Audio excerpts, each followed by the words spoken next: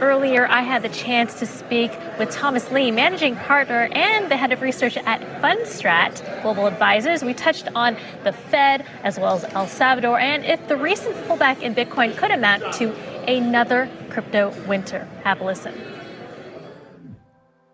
I think today crypto has come a long way in terms of the quality of participants, the expansion of participation. I think the institutional sort of ownership is growing, but it's still quite small. And I think the quality of the companies and just the people involved, I mean, it's grown a lot. So I think in some ways, I do think a crypto winter is happening, but I would still think that 2020 still looks more like 2017, meaning we're still in the middle of I think, a pretty big up move in crypto. Mm-hmm. Are you still predicting 100,000 Bitcoin by the end of the year, or where is it, or 100 million? Because I'm talking to Thomas Lee, so you never know. Yeah, I think Bitcoin can, it's roughly 45,000 today. I think it could easily get to 100,000 before year end, but I think that's in the context of what we see as a bigger move in financial markets. So I think equities are broadly going to rally into the end of the year, and that takes up crypto. And longer term, again, it's a network value asset. So I think as adoption grows, I think Bitcoin can get to, the 500,000, 1 million in a few years as well. Mm-hmm. What do you see happening with the Fed? And COVID can be the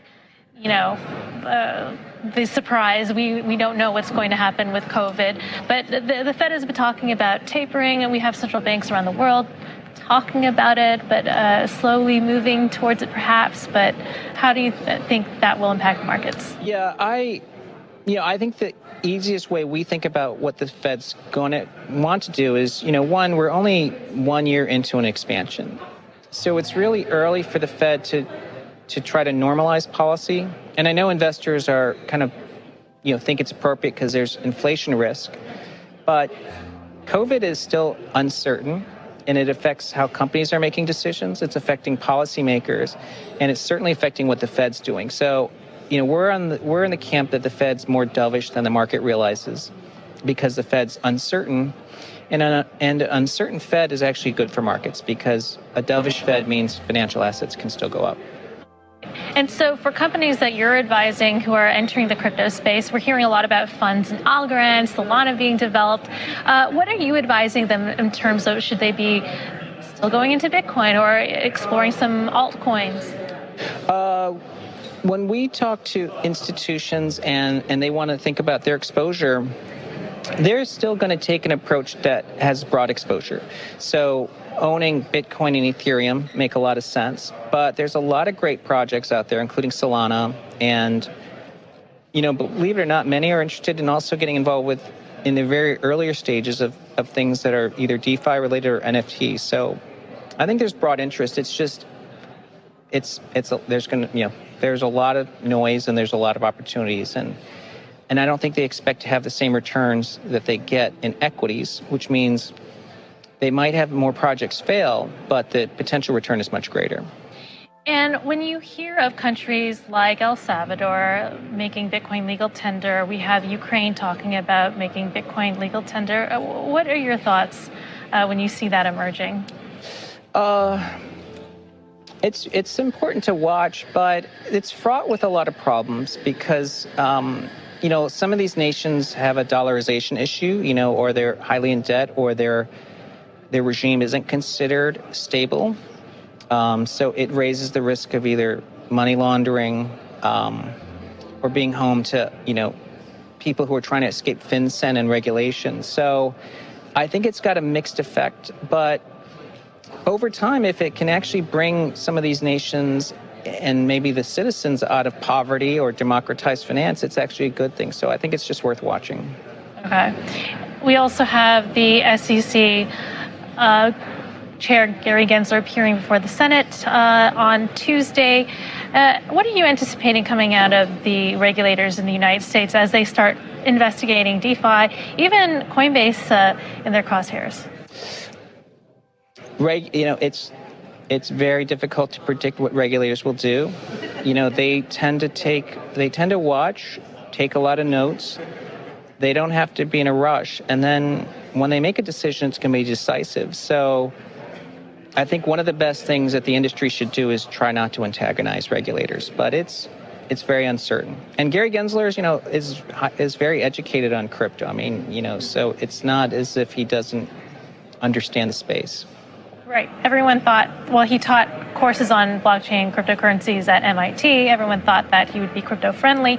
And so, but with these investigations, everyone is pretty uncertain. So finally, when you're looking forward to the United States, there's been questions about whether or not Bitcoin could become the global reserve currency of the world. Any thoughts on that? I would say Bitcoin adoption, I think, is somewhat unstoppable now because it is so widely held and it's really proven its usefulness. But to topple the dollar is a tall order. So that's part of the uncertainty. I am still in the camp that I think the dollar is going to be sort of the dominant currency, but Bitcoin may be the dominant reserve asset. So are you advising that corporations stock up their reserves in Bitcoin? Well, a lot of companies don't store gold, so they probably won't store Bitcoin. But it will make a lot of sense for companies to really deal with digital assets. And I think Jeremy Allaire in the panel today made a great point, which is, when you look at stable coins like USDC, it's really much more useful for micropayments than dollars. Because, in dollar, the smallest unit is a penny, but with USDC, it can be fractionalized. So it'll be interesting to see how this all plays out. But I think the dollar stays around, but I think, of course, Bitcoin grows in its usefulness. In terms of stablecoins and cryptocurrencies, when you have negative rate environments, does that pose a more attractive place to put your assets and your money? Yeah, absolutely. Now, when it comes to negative rates, I think the best way to look at it is the level of interest rates less inflation, so a negative real rate. And for the last 120 years, the U.S. was in a negative real rate environment for 26% of the time. So we could be in for 10 years where real interest rates are negative. That's great for hard assets or digital assets. So I think this is a great environment for Bitcoin and digital.